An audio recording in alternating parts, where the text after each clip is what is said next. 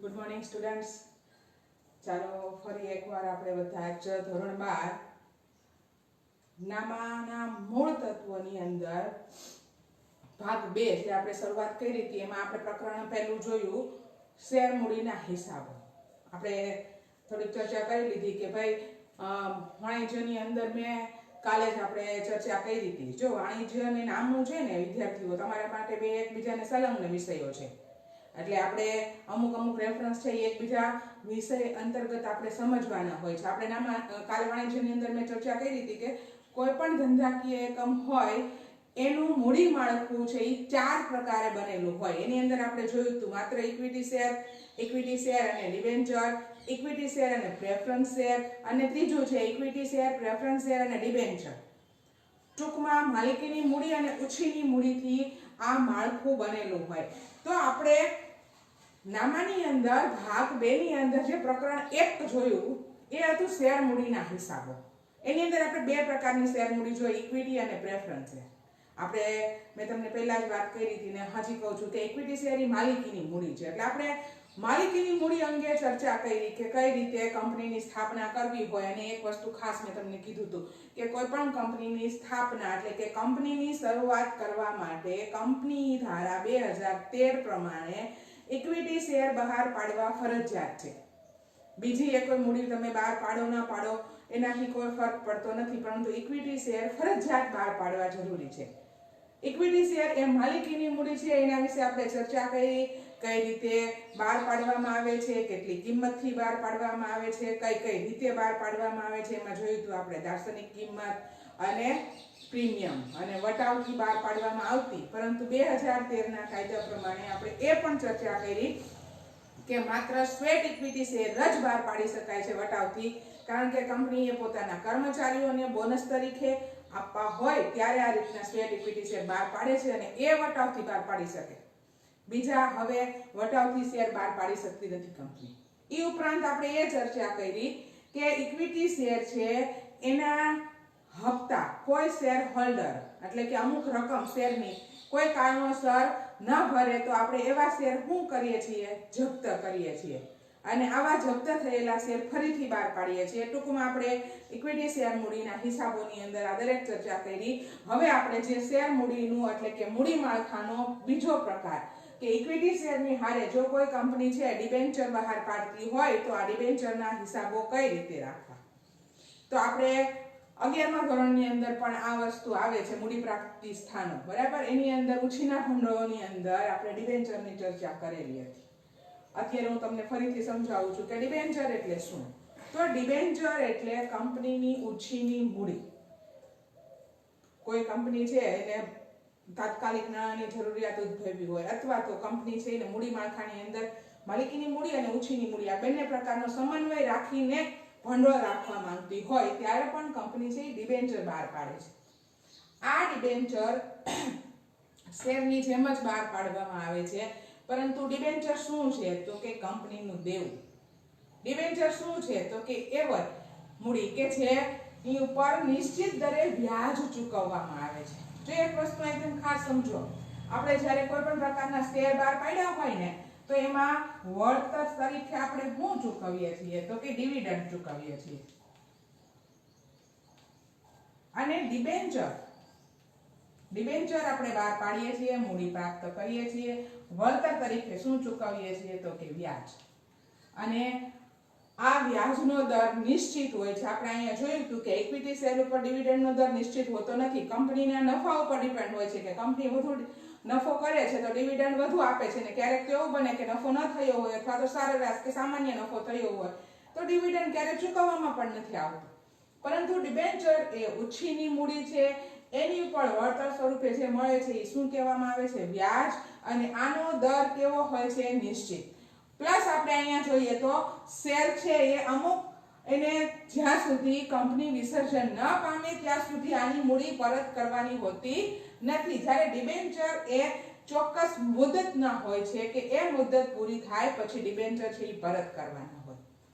તો આ આપણે પ્રાથમિક ખ્યાલ હું શા માટે આની કમ્પેરિઝન કરીને આપું છું કે તમને ખ્યાલ આવે કે ઇક્વિટી એ આપણી માલિકીની મૂડી છે, ડિબેન્ચર એ ઉછીની મૂડી છે અને ડિબેન્ચરમાં ઉપર ચોક્કસ દરે વ્યાજ ચૂકવવામાં આવે છે, ચોક્કસ મુદતના અંતે પરત કરવામાં આવે છે. હા, એને બહાર પાડવાની આમ નોંધ છે શેરની હતી એ ડિબેન્ચરની છે, થોડો ઘણો તફાવત છે.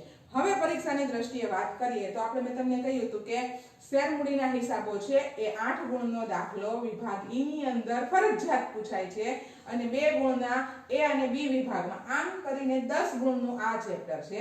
જ્યારે ડિબેન્ચર છે એક ટૂંકા દાખલા પૂછાય છે, 2 ગુણ થિયરીની અંદર પૂછાય છે અને 3 ગુણનો દાખલો વિભાગ સી ની અંદર પૂછાય છે, એટલે 5 ગુણ. જો આ અહીંયા આપણે આની રીતે જ આમ નોંધ કરીને જ આ ડિબેન્ચરના હિસાબો પણ તૈયાર કરવાના છે, પણ અહીંયા આ ડિબેન્ચરના હિસાબો ટૂંકા દાખલા બહુ પૂછાય છે. અહીંયા તમારે 3 ગુણના દાખલા પૂછાય છે વિભાગ સી ની અંદર, એટલે તમારે 2 આમ નોંધ કે 3 આમ નોંધ જ કરવાની છે. એટલે આની કમ્પેરિઝનમાં કહું તો ખૂબ સરળ ચેપ્ટર છે આ, આપણે સરસ રીતે તૈયાર કરી શકીએ છીએ અને આપણે અહીંયા તૈયારી પણ એ રીતે જ કરશું કે આપણે આવા ટૂંકા દાખલાઓનો સમાવેશ કરી અને સીધી એની જ તૈયારી કરી શકીએ. તો આપણે આજે સીધો પહેલો મુદ્દો જોઈએ તો આપણે ડિબેન્ચર એટલે શું એ સમજી ગયા.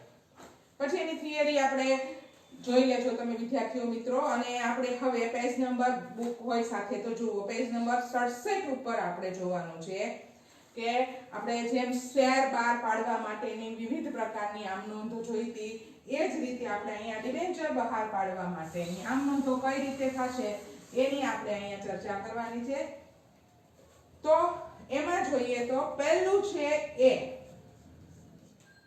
ડિબેન્ચર મૂળ કિંમતે બહાર પાડવા.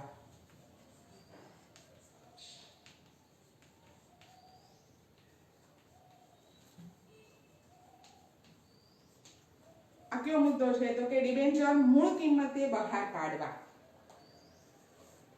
અહીંયા આપણે જેમ શેર બહાર પાડતા હતા અને મેં તમને કહ્યું હતું કે રકમ છે એ બેંક દ્વારા જ આપણને પ્રાપ્ત થાય છે, એટલે આપણે રોકડ ખાતાનો નિયમ અથવા માલ મિલકત ખાતાનો નિયમ લાગુ પાડીએ તો બેંક ખાતે ઉધાર આવશે, કારણ કે રકમ આપણને બેંક થ્રુ જ મળે છે.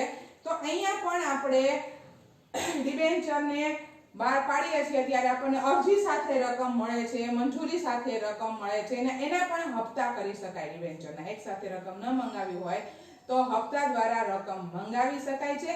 તો અહીંયા આપણે એક જોઈએ છે મુદ્દો કે ડિબેન્ચર જ્યારે મૂળ કિંમતે આપણે બહાર પાડીએ છીએ અને આપણે એને અરજી સાથે રકમ, ડિબેન્ચર પરની રકમ એક સાથે મંગાવવામાં આવે, એનો પેટા મુદ્દો શું છે તો કે ડિબેન્ચરની રકમ એક સાથે મંગાવવામાં આવે.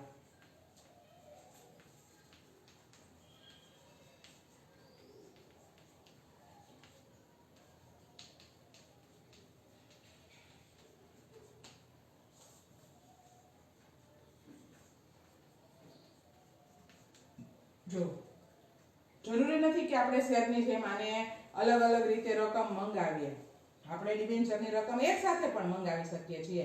એવું નહીં કે અરજી સાથે કે મંજૂરી સાથે કે હપ્તા એના પાડીએ. ડિબેન્ચરની રકમ જો આપણે એક સાથે મંગાવીએ છીએ તો કઈ રીતે આમ નોંધ થશે તો 2 આમ નોંધ થાય છે. અહીંયા આપણે શેર મૂડીમાં જોયું હતું કે 2 આમ નોંધ થશે. એક છે રકમ મંગાવવાની અને બીજી એની આમ નોંધ છે એ શેર મૂડી ખાતે લઈ જવાની. તો અહીંયા પણ આપણે રકમ મંગાવવાની અને એ જ રકમ ડિબેન્ચર ખાતે લઈ જવાની. તો આની આપણે આમ નોંધ જોઈએ તો કઈ રીતે થશે. જો ડિબેન્ચર આપણે મૂળ કિંમતે બહાર પાડીએ છીએ, ડિબેન્ચરની બધી જ રકમ આપણે એક સાથે મંગાવીએ છીએ, તો એની પેટા આમ નોંધ જોઈએ તો પહેલી શું થશે તો કે બેંક ખાતે ઉધાર. રકમ મળે છે આપણને બેંક ખાતે ઉધાર, તે ડિબેન્ચર અરજી મંજૂરી ખાતે, અરજી ને મંજૂરી બંને સાથે જ.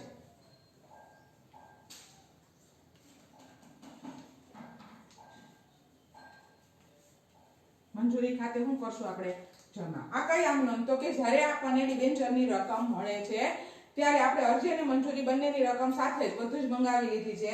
હવે આ જ રકમને આપણે ડિબેન્ચર ખાતે લઈ જઈએ છીએ તો શું થશે. શેની રકમ મંગાવી હતી તો કે ડિબેન્ચર. અહીંયા આગળ ટકા, ડિબેન્ચર છે એ હંમેશા ટકાવારી ઉપર આધારિત હોય, કારણ કે આપણે એની ઉપર મેં તમને હમણાં સમજાવ્યું કે ચોક્કસ દરે વ્યાજ ચૂકવવાનું હોય. તો વ્યાજ ચૂકવવાનું છે તો એ 15% ડિબેન્ચર, 12% ડિબેન્ચર, 10% ડિબેન્ચર, આ રીતે આપણે એને એ નામથી ઓળખીને ટકાવારી એની ચોક્કસ હોય છે. તો અહીંયા આપણે જે તે ટકાના ડિબેન્ચર બહાર પાડ્યા હોય તો એ ડિબેન્ચર કે અરજી ખાતે ઉધાર. અરજી કે શેર મંજૂરીની જે રકમ મંગાવી હતી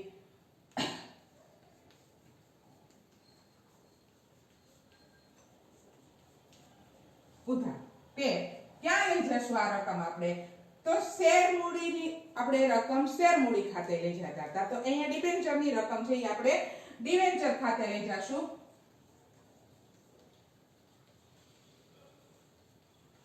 અહીંયા જેટલા ટકાના તમને ડિબેન્ચર ફોર સપોઝ આપણે લખ્યું હોય 15% ડિબેન્ચર છે તો આ આપણે રકમ ડિબેન્ચર ખાતે લઈ જવાની છે જુઓ અહીંયા બિલકુલ કોઈ પણ પ્રકારનો ઝાઝો તફાવત છે જ નહીં શેર મૂડીને અલગ કોઈ વસ્તુ છે જ નહીં રકમ મંગાવો છો હા એક વસ્તુ છે કે ડિબેન્ચરની રકમ તમે એક સાથે પણ મંગાવી શકો છો તો ત્યારે તમને રકમ મળે છે તો એની પહેલી આમ નોંધ શું થાય છે તો કે બેંક ખાતે ઉધાર તે ડિબેન્ચરની અરજી કે શેર ખાતે જમા અથવા તો સીધા તમે ડિબેન્ચર અરજી ખાતે જમા કરી નાખો ત્યાર પછી આ જ રકમ આપણે ક્યાં લઈ જઈએ છીએ તો કે ડિબેન્ચર ખાતે જમા કરીએ છીએ જે રકમ મળી છે તો ડિબેન્ચર અરજી શેર મંજૂરી ખાતે ઉધાર તે ડિબેન્ચર ખાતે જમા સિમ્પલ આપણી આ એક આમ નોંધ થઈ ગઈ જ્યારે તમને 3 ગુણમાં પૂછાય તો તમને વધીને 3 આમ નોંધ પૂછાય અને આ રીતે કદાચ પેટા આમ નોંધ પૂછાય તો પણ 3 થી 4 આમ નોંધની અંદર પૂરું થઈ જાય છે તમારે આમ નોંધ કઈ રીતના પૂછાતી હશે તો કે તમારે ડિબેન્ચર બહાર પાડવાના છે ડિબેન્ચર ફરીથી ખરીદવાના છે આપણે અને ફરીથી એને આપણે બહાર પાડીએ છીએ આપણા ખાતે જમા કરીએ છીએ આ રીતે તમારે ડિબેન્ચર બહાર પાડી અને જોવાનું છે જો અહીંયા તમને સાથે એક એક્ઝામ્પલ પણ આપેલું છે આપણે ગણતરી માટે જોઈએ તો કે એક કંપનીએ 100 રૂપિયાનો એક એવા 9%ના 8000 ડિબેન્ચર બહાર પાડ્યા તેના પરથી રકમ એક સાથે અરજી વખતે મંગાવવામાં આવી હતી જે મળી ગઈ તો અહીં આપણે કેટલી કિંમતનો શેર છે તો કે 100 રૂપિયાની કિંમતનો શેર છે કેટલા શેર છે તો કે 8000 ડિબેન્ચર શેર નહીં 100 રૂપિયાની કિંમતનો એક ડિબેન્ચર કેટલા ડિબેન્ચર છે તો કે 8000 ડિબેન્ચર તો આપણી મૂળ કિંમત કેટલી થશે તો કે ડિબેન્ચરની 8 લાખ બસ હવે તમારે આમનોની અંદર આટલી કિંમત ધ્યાનમાં લેવાની છે જો ઘણા વિદ્યાર્થી કન્ફ્યુઝ થતા હોય કે ટકા એટલે શું તો અહીંયા ટકાવારીને આપણે ક્યાંય ધ્યાનમાં લેવાની નથી હા એનું વ્યાજને લગતી કોઈ નોંધ પૂછી હોય તો આપણે એની ઉપર એનું 9% લેખે વ્યાજ ગણવાનું છે નહીં તો અહીંયા 9%ને આપણે ક્યાંય ધ્યાનમાં નથી લેવાનું માત્ર અહીંયા ધ્યાનમાં લેવાનું આવશે કે 9%ના ડિબેન્ચર લખીએ ને ત્યાં જ તો અહીંયા આપણી કિંમત કેટલી થાય છે 8 જો આ જે એક્ઝામ્પલ મેં લીધું ને એવું બેઠું એક્ઝામ્પલ તમારે એક્ઝામની અંદર પૂછાય છે એટલે બધા એક્ઝામ્પલો સરસ રીતે ગણવા ત્યાર પછી આપણે શેર મૂડીની જેમ જ આમ નોંધ જોઈએ તો છે જ્યારે આપણે ડિબેન્ચર પર હપ્તેથી નાણાં મંગાવવામાં આવે ત્યારે આપણે જે આ જોઈ એની અંદર શું હતું પહેલો આપણે મુદ્દો શું હતો કે ભાઈ આપણે એક જ સાથે બધી જ રકમ મંગાવી લઈએ છીએ હવે શું છે તો કે ડિબેન્ચર પર હપ્તેથી રકમ મંગાવવામાં આવે મેં તમને કહ્યું કે આપણે એક સાથે પણ મંગાવી શકીએ અને હપ્તાથી પણ મંગાવી શકીએ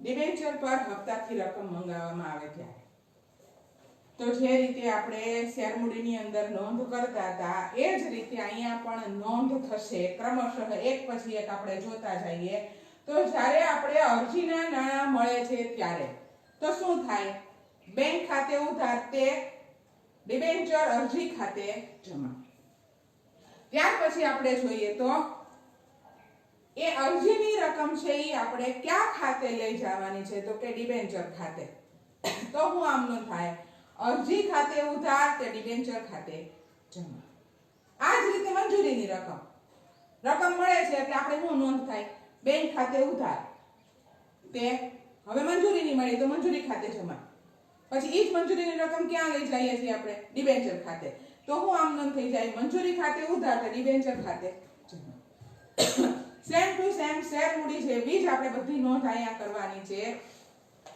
ત્યાર પછી આપણે આ નામંજૂર કરેલી અરજી જેમ શેર મૂડીની અંદર આપણે જોયું હતું કે વધારાની અરજીઓ આપણને મળે છે તો એ અરજીઓ આપણે શું કરી દેવી પડે છે પરત જો સમજો જ્યારે અરજી આપણને વધારાની, માની લો કે મેં 10,000 શેર ડિબેન્ચર બહાર પાડ્યા છે, 10,000 ડિબેન્ચર બહાર પાડ્યા છે અને મને અરજી કેટલી મળે છે તો કે 12,000 ની, તો વધારાના આ 2,000 ડિબેન્ચરની અરજી મારે શું કરવી પડશે?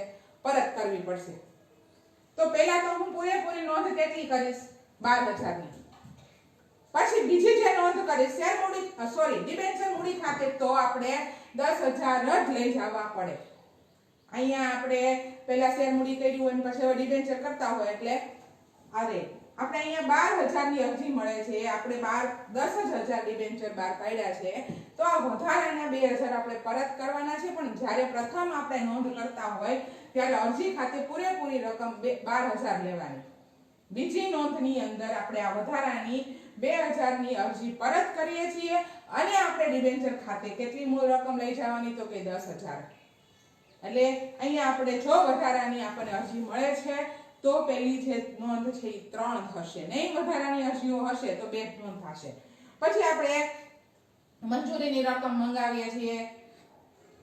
ત્યાર પછી આપણે હપ્તા આપણે એક હપ્તા, બીજો હપ્તો, વધુમાં વધુ 3 હપ્તા સુધી આમાં પણ આપણે રકમ મંગાવી શકીએ છીએ.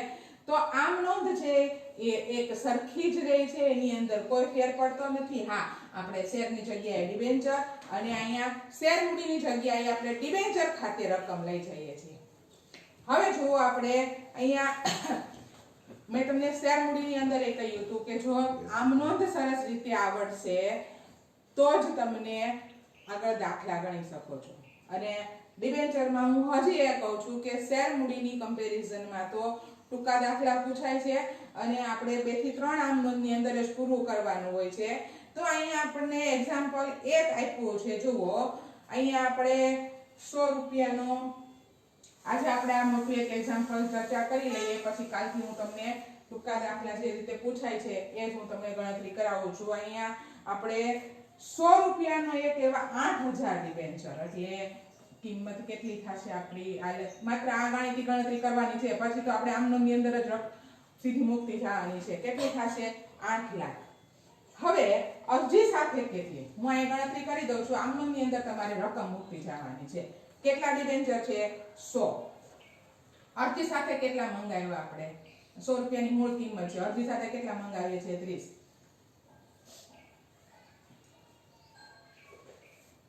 સોરી, આપણને કંપનીને 10,000 ની અરજીઓ મળે છે. આપણે 12 તો કેટલા પાડ્યા છે?